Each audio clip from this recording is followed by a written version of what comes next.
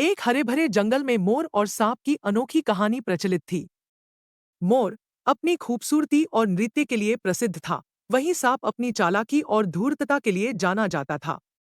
दोनों एक ही तालाब के किनारे रहते थे, लेकिन उनकी आपस में कभी नहीं बनती थी।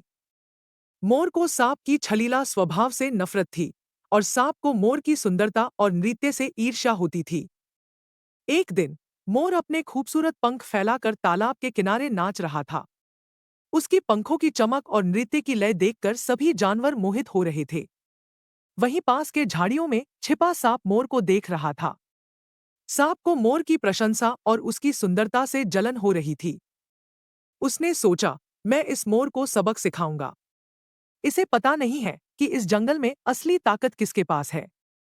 अगर हमारी कहानी पसंद आए तो हमारे चैनल को सब्सक्राइब करें और बेल आइकन को दबाना न भूलें। सांप धीरे धीरे रेंगते हुए मोर के करीब पहुंच गया। उसने अपने विषैले दांत निकालकर मोर पर हमला करने का मन बना लिया। जैसे ही मोर अपने नृत्य में मग्न था, सांप ने तेजी से उस पर झपट्टा मारा। लेकिन मोर ने अपनी तेज नजरों से सांप को देख लिया और तुरंत अपने पंखों को फड़फड़ाते हुए ऊपर उड़ गया। सांप का हमला खाली गया और वह गुस्से में फुफकारने लगा। मोर ने उड़ते हुए कहा, सांप, तुम इतने चालाक बनते हो, लेकिन मेरी तेज नजरों को धोखा नहीं दे सकते। तुम कभी मेरे जैसे नहीं बन सकते, जो सबके दिलों को अपनी सुंदरता से जीत लेता है। सांप को मोर की यह बात बहुत चुभी। उसने और तेजी से हमला करने की कोशिश की, लेकिन मोर ने अपनी तेज उड़ान से उसे चकमा दे दिया। मोर ने अपनी लंबी चोंच से तालाब के पास पड़ी एक बड़ी लकड़ी को उठाया और सांप की ओर फेंका।